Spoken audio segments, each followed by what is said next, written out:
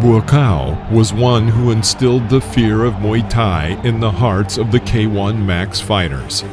He managed to combine the beauty of technical fighting with the devastating power of Muay Thai. His knees in a clinch were so intimidating that K-1 had to change the rules because of him. And today you will see one of the best tournaments of this legendary fighter. The 2006 tournament was the 5th K-1 Middleweight Grand Prix. Albert Kraus became the champion in the first tournament.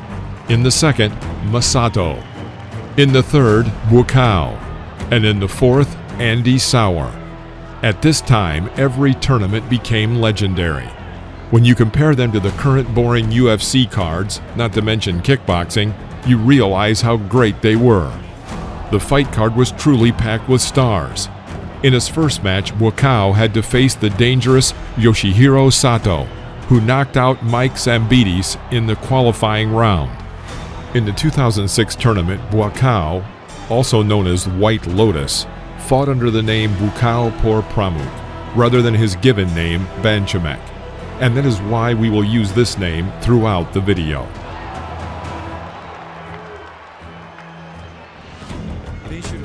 From the start of the fight, it seemed that Sato was unable to use his arm swing effectively and lacked rigidity. Buakaw stood in front of him like a rock, periodically planting a right cross.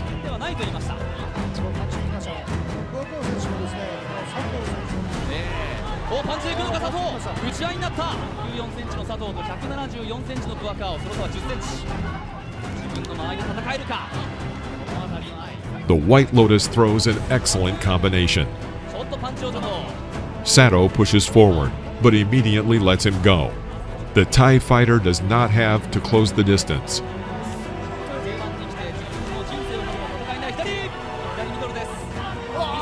Buakaw throws a left jab and a right cross, pulls away for a moment, and immediately duplicates the punches. Sato is knocked down. In boxing, Buakaw has always been underestimated, but the Japanese fighter gets up, and poor Pramuk turns up the heat. 3 times in a row, he throws a left jab and a right cross as the fighters go head-to-head. Sato doesn't even learn from his mistakes. Buakaw gives an excellent performance with his right hand reaching its target over and over again. In the end, Buakaw throws sweeping strikes, but Yoshihiro holds out for the bell. The star of this round was Buakaw's right cross, accurate and technical. The White Lotus didn't even really invest too much power in his strikes. Sato starts the second round very aggressively, throwing a left jab and a right cross of his own, followed by a low kick. Buakaw catches the kick and delivers a left hook of his own, knocking Sato down and out. It's a great knockout by Buakaw, who always is extremely respectful of his opponent. The Thai fighter noticed that Sato had a weakness in his sluggish front kick and took advantage of that fact.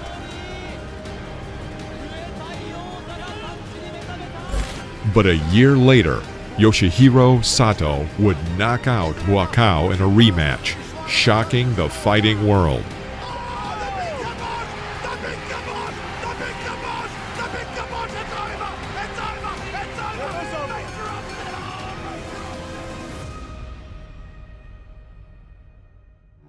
By defeating Sato, the White Lotus made it to the semifinals and headed towards his next opponent in the tournament.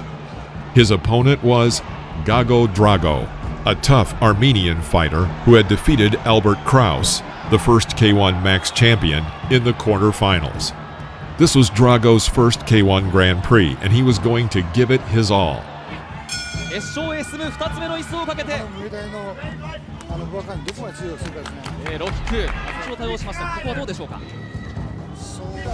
Drago delivers a daring front kick to the head, but Buakaw is unimpressed and soon punishes him for his sweeping attack.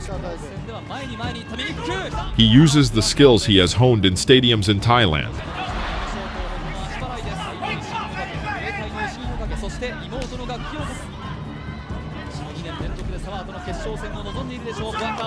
Poor Pramuk is waiting for Drago's aggressive attacks.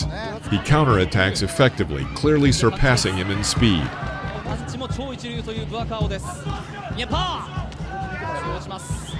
畠山さんパンチに関してはハイキック。 Buakaw delivers a hard blow in the corner of the ring. エキストララウンドで激しく打ち合いました。ハイキック、左のハイキック、今回のトーナメントではになりましたアルメニアのドラゴンです。ワンツーきた。対戦相手からしたらもっと進化しているブアカオ、なかなかダメですね。 Overall, this was not the most successful round for Drago, though he is clearly not finished. In the second round, the Armenian met Buakaw in the center of the ring, where they exchanged a hard combination of punches. Drago throws a right cross that strikes Buakaw's head. His aggressive style here looks both like Ferguson and Diego Sanchez.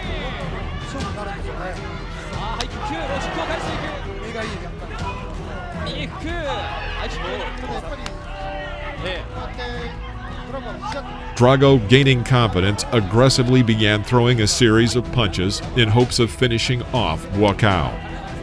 Poor Pramuk relies on kicks in this round, raising his defense with high kicks and punching powerfully to both the body and legs.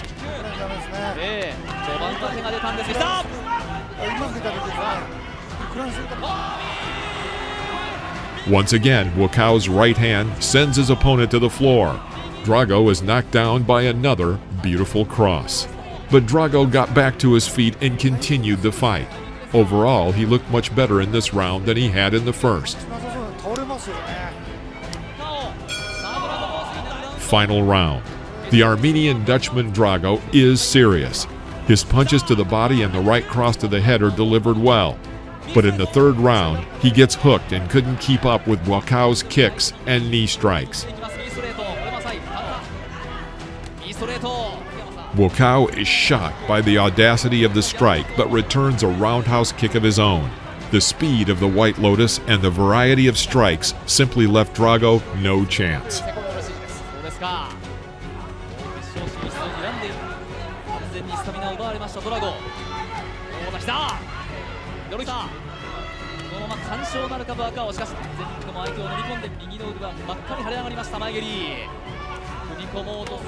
Another knee and another middle kick from Buakaw marks the finale of the round. Poor Pramuk has no doubts about his victory, and Drago was disappointed with the outcome. But unlike the local star Yoshihiro Sato, he held out to the end. Another spectacular victory for Buakaw.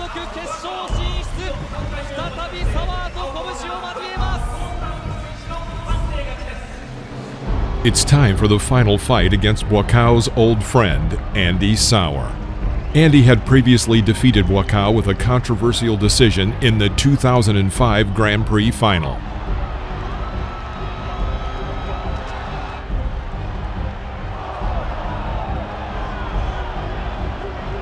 Buakaw, Sauer, and Masato are still considered the holy trinity of K-1 Max to this day.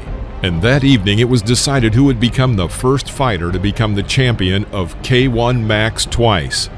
Sauer looked pretty shabby after fighting Masato in the semifinals. He didn't hit as hard as poor Pramuk, but was distinguished by the high pace of combat, speed, and non-standard attacks. It was Sauer who was on his own in Japan as he fought in the local promotion Shoot Boxing. He even performed in their traditional outfit.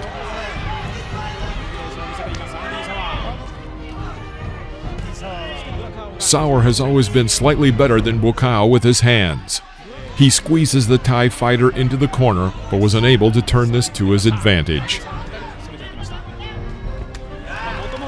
The round went off again at high speeds and definitely in favor of the fresher Buakaw.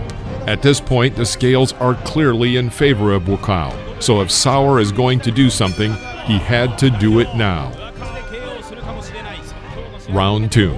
Sauer is actively moving forward trying to reach Buakaw with one of his hands, but he was unable to break through the hard Thai block.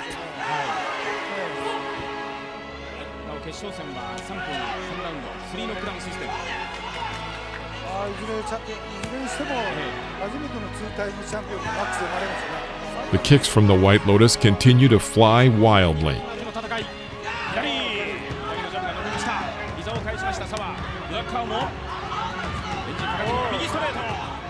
Andy looked away from the fight for a moment, and a left hook from Buakaw sends him down. It was a powerful blow from Buakaw, who invested a lot in the punch. But Sauer gets up and is ready to continue. Buakaw strikes him at every chance, but is unable to finish him off because of Sauer's cunning and experience.